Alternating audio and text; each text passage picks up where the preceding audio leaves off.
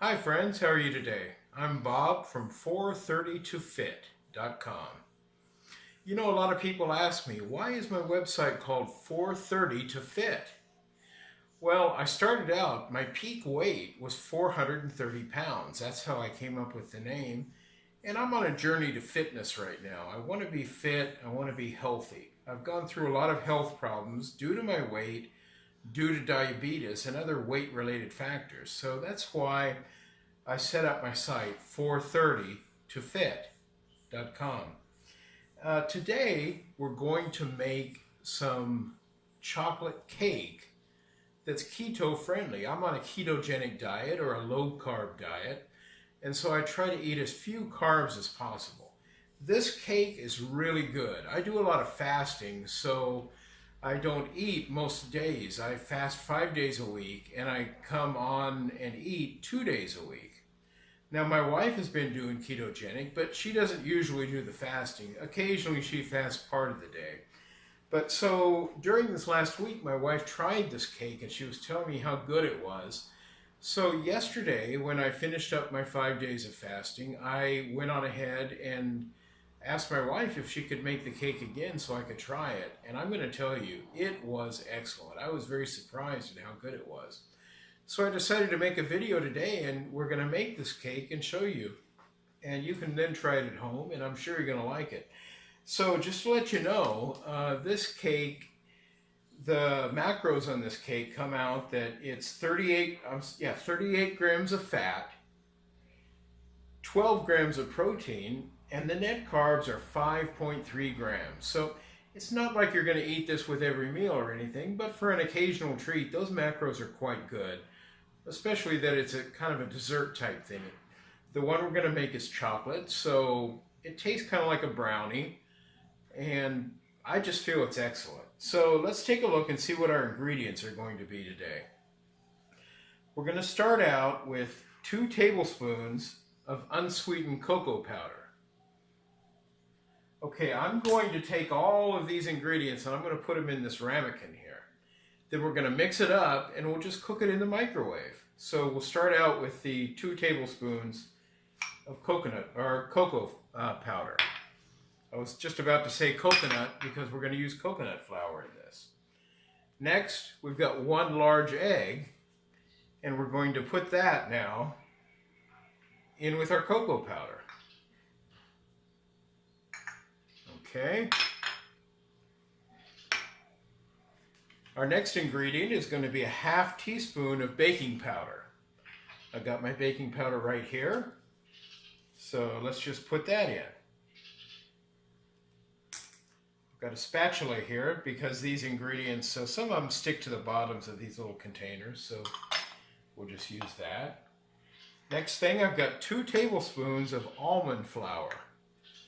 This recipe uses both almond flour as well as coconut flour. So 2 tablespoons of almond flour.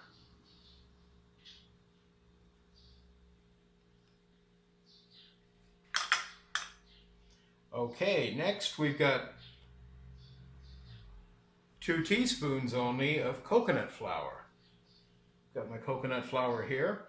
We live in the Philippines, and of course they grow a lot of coconuts here, so coconut flour is still expensive, but it's kind of a local ingredient for us. So let's mix that in. Just 2 more ingredients to go. We've got a 1/4 teaspoon of vanilla extract. And this is a little kind of syrupy, so that's why I'm going to use my spatula here to get it all out of here.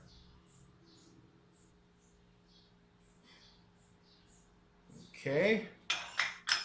And finally, what's the best friend of anybody on ketogenic diet?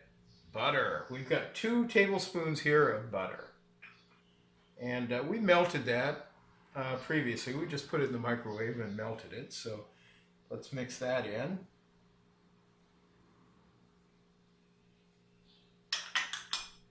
Okay, oh, one other ingredient.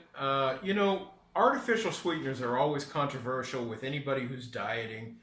I use artificial sweeteners because it doesn't seem like it triggers hunger in me or anything like that. The sweetener that I use is sucralose, which is a liquid form of what you would buy as Splenda in the stores. One thing on the Splenda, the powder that they use to transport this liquid has carbs in it. So if you can go with the liquid type, you're going to be better off because it'll be fewer carbs, although it's not going to be very many carbs. What we're going to do, we're just going to put a few drops in here, and you should just sweeten it to your taste. Last night, when my wife made the cake, she put 3 packets of Splenda, and I felt that it didn't taste very sweet to me, so I put 4 drops, which should be about the equivalent of 4 packs of Splenda. It sounds like a lot, but let's just see how it turns out. So now I'm going to actually just mix this with a fork. We've got our wet and dry ingredients all combined here, our flours, our egg, our vanilla extract, and everything. And my wife had told me that the recipe for this calls for you to microwave it for 60 seconds. But when she did that last night, she felt it was a little overcooked, so we're going to microwave for 50 seconds only this time. And we'll see how that turns out. So all of those ingredients that I listed, it makes just one nice serving in a ramekin. This will be full by the time that it cooks and everything. It'll rise a little bit, and we'll have a nice serving here.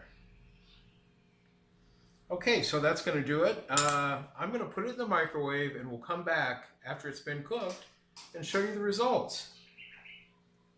Hope you can enjoy it if you try it at home.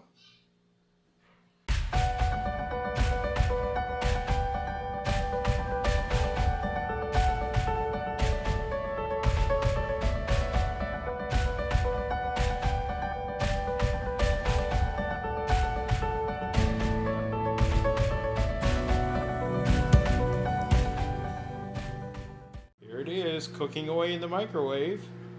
We set it for 50 seconds, as I said, and it's down to about 35 now, so I'll be back real soon. Okay guys, take a look at that. It's nice, it's firm, it feels just like cake. Last night I was very surprised when I ate one of these because I was expecting it might be kind of dry, or it might be, you know, I've had breads that were made with almond flour or coconut flour, and it was good, but it wasn't really like a regular piece of bread. And last night when I tried this, I mean, it was perfect. So I went around the edges on this because I want to take it out of the ramekin, and we're going to put it on a plate. You see how easy that came out? I went around the edges just to loosen it up, but it was just fine. It just came right out, and we're going to plate it here. And take a look at that. And I'm going to tell you one thing. When I made it, you know, it's a little rough around the edges and stuff. When my wife made it last night, this thing looked like it came from a bakery. It was that good. So let's try a bite and see how it is.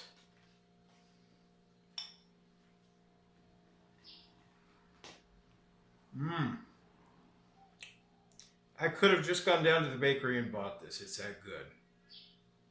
How many net carbs is that? 5.3 if I eat the whole thing. You can't go wrong on that. All right, happy eating. I hope you enjoy it. Take care.